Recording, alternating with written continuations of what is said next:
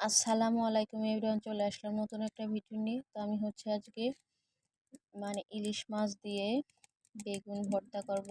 মানে এতটা মজাদার, একবার ট্রাই করলে অবশ্যই বুঝতে পারবেন। তো দয়া করে সম্পূর্ণ ভিডিওটির সঙ্গে থাকবেন। তো আপনারা সবাই কেমন আছেন ভিউয়ার্স? আমি ভালো আছি আলহামদুলিল্লাহ।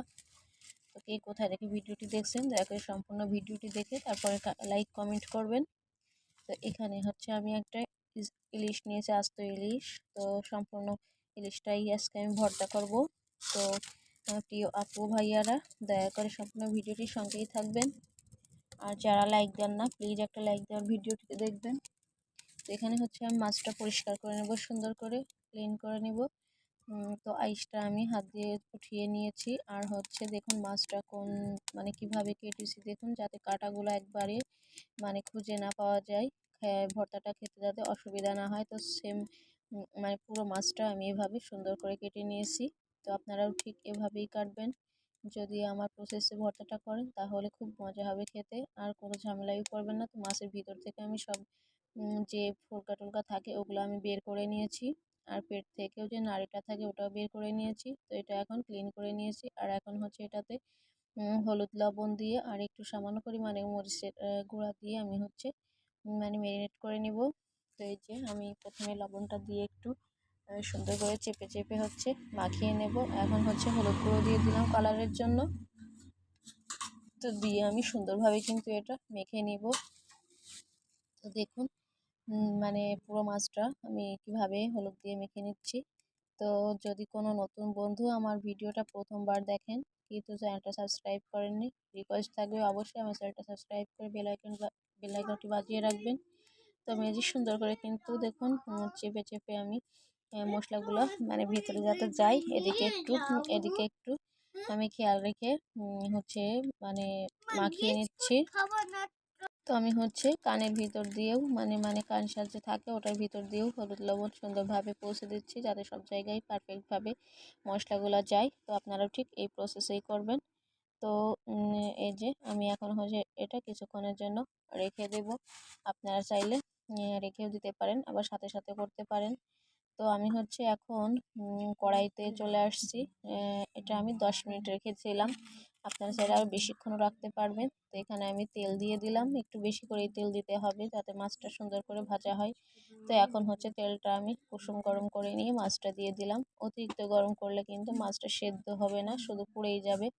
এই জন্য একটু কুসুম গরম তেলে মাছটা ভেজে নিতে হবে। তো আমি দেখুন মাছটা কিন্তু আস্তে আস্তে জাল দিয়ে সুন্দর করে ভেজে নিয়েছি। আর এদিকে বেগুনগুলো এভাবে কেটে নিয়েছি, আর এটাতেও হলুদ লবণ মেখে নিয়েছি। তো এখন আমি ভর্তাটা সরি মাছটা এপিট ওপিট সুন্দর করে কিন্তু ভেজে নেব।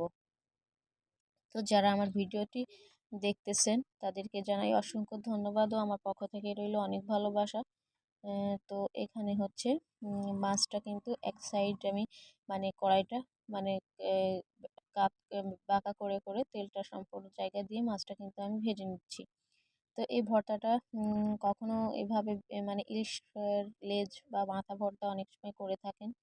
তো এই প্রসেসে যদি বেগুনের সঙ্গে পুরো মাছটা বা মাথা যাই ভাজি করেন, ভর্তা করেন, তো একবার হলেও ট্রাই করবেন। আসলে এতটা সুন্দর হয়েছিল খেতে, কি বলবো, না করে খেলে অবশ্যই বোঝা যাবে না।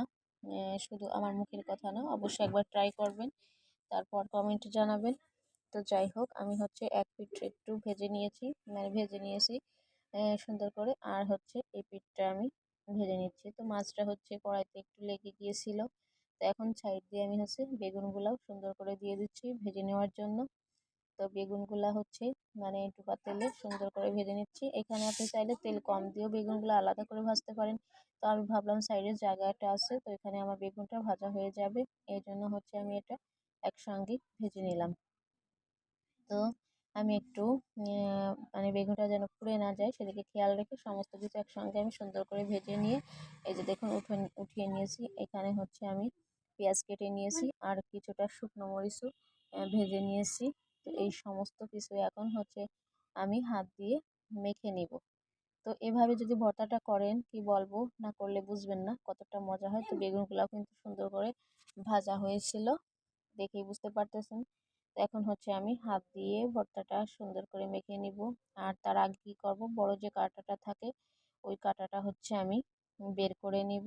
এই যে দেখুন, মানে আস্তে আস্তে করে সাবধানে, কাঁটাটা যেন হাতে না লাগে সেদিকে খেয়াল রেখে কাঁটাটা সবাই আপনারা বের করে নেবেন।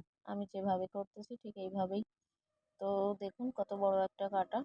এখন হচ্ছে আমি এটা সাইডে রেখে দিব। আর হচ্ছে ভর্তাটা এখন মেখে নিব। একটু লবণ দিয়ে দিলাম।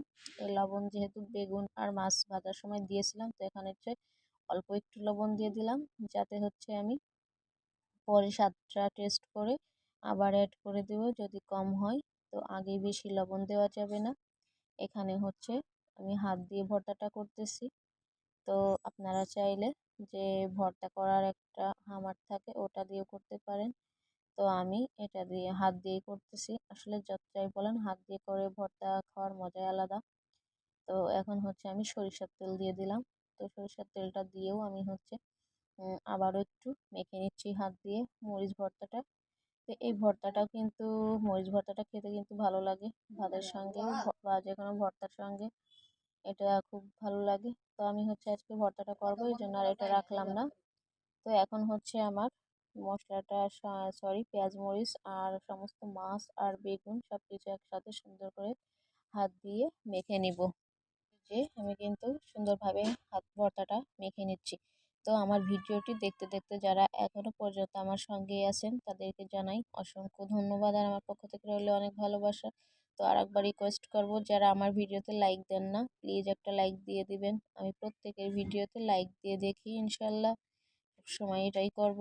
তো এখানে হচ্ছে আমি সুন্দরভাবে দেখুন ভর্তাটা মেখে নিচ্ছি, কতটা সুন্দর একটা কালার আসছে আর খেতেও অনেক সুন্দর হয়েছিল মাসাল্লাহ।